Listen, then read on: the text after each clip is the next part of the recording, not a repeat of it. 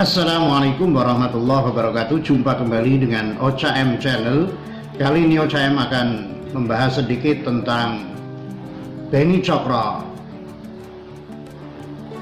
Dituding menggarong Jiwasraya, pengacara Beni Cokro berikan jawaban ini. Pengacara terdakwa kasus korupsi Jiwasraya, Beni Cokro, bebasan meminta pegiat media sosial Denny Siregar tak asal menyebarkan informasi hoax terkait skandal korupsi Jiwasraya. Menurut dia, kliennya bersedia diajak berdebat dengan Denny Siregar terkait permasalahan yang terjadi di Jiwasraya. Kami mengajak Anda, Denny Siregar, untuk berdiskusi dengan kami dengan membuka data yang valid.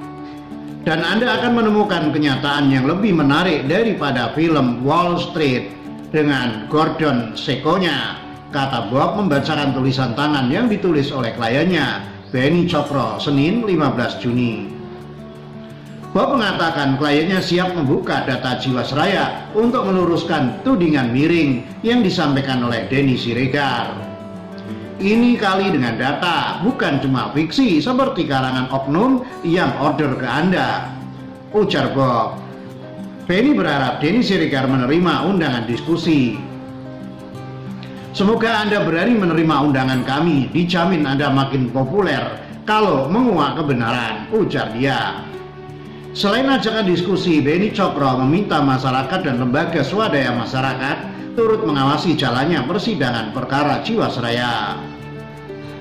Saya setuju dengan usul Pak Jaksa Agung, jangan ada rekayasa, ujar Bob yang kembali membacakan tulisan tangan Beni Cokro.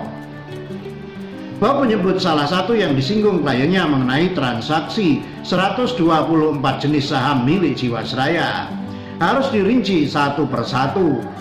Jangan ditutupi siapa yang berbuat, kapan, aliran dana kemana, masuk rekening siapa, yang ikut untung siapa, harus jelas, ucap dia. Bob menyampaikan kliennya meminta agar tak ada lagi orang yang dijadikan tumbal dalam kasus Jiwasraya. Jangan sampai ada lobi politik yang melindungi pelaku tetapi mengkambing hitamkan yang lain, ucap dia. Opini Denny Siregar. Sebelumnya Denny Siregar menuliskan sebuah opini berjudul Cara Beni Cokro Menggarong Jiwasraya.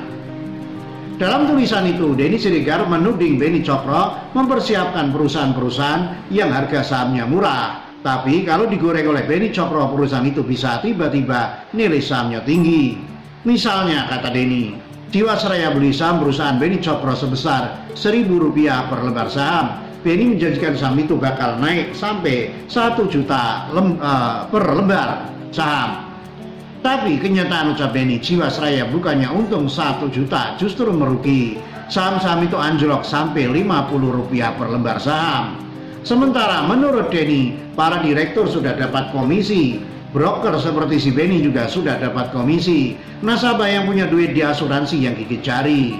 Dan angka kerugian yang sudah mencapai triliunan rupiah di Jiwasraya itu langsung bengkak menjadi 17 triliun rupiah. Denny kembali menuduh Beni Cokro mengambil keuntungan besar. Menurut Denny, dengan main goreng-menggoreng saham seperti itu, harta pribadinya Beni Cokro mencapai 9 triliun rupiah. Aset tanahnya di mana-mana dan dia masuk sebagai salah satu orang terkaya di Indonesia. Kasus Jiwasraya, terdakwa Beni Cokro tak terima asetnya disita negara. Beni Cokro, salah satu terdakwa kasus korupsi Jiwasraya, tak terima asetnya turut disita Kejaksaan Agung untuk negara. Beni merupakan komisaris PT Hansen International. Ada kesalahan dalam penyitaan aset-aset dari pemblokiran rekening bank milik masyarakat dalam perkara ini, termasuk kesalahan penyitaan aset dan pemblokiran rekening di bank dan perusahaan saya oleh Kejaksaan Agung, kata Beni saat membaca surat ekspeksi di Pengadilan Tipikor Jakarta Rabu 10 Juni. Beni juga mengklaim penyitaan aset oleh Kejaksaan tak cermat.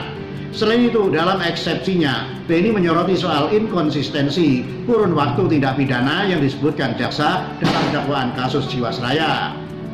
Pada dakwaan pertama disebutkan dugaan korupsi Jiwasraya itu terjadi pada 2008 hingga 2018. Sedangkan pada dakwaan kedua tentang dugaan TPPU, dugaan tindak pidana itu diduga terjadi pada 2012 hingga 2018. Hal yang tidak konsisten dan membingungkan ini, di mana ada 4 tahun yang hilang, tegas Beni.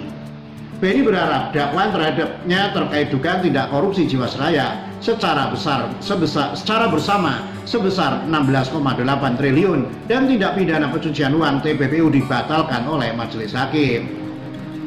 Saya memohon majelis hakim untuk memutuskan membatalkan surat dakwaan pada diri saya atau memerintahkan jaksa penuntut umum memperbaiki surat dakwaan dan membebaskan saya dari rumah tahanan, pinta Beni.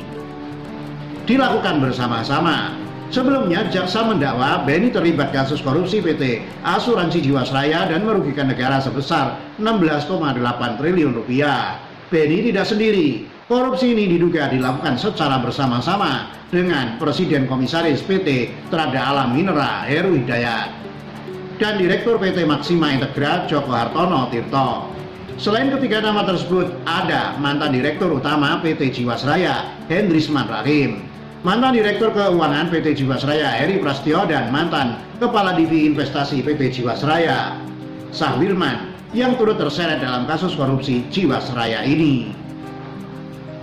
Demikian, wassalamualaikum warahmatullahi wabarakatuh.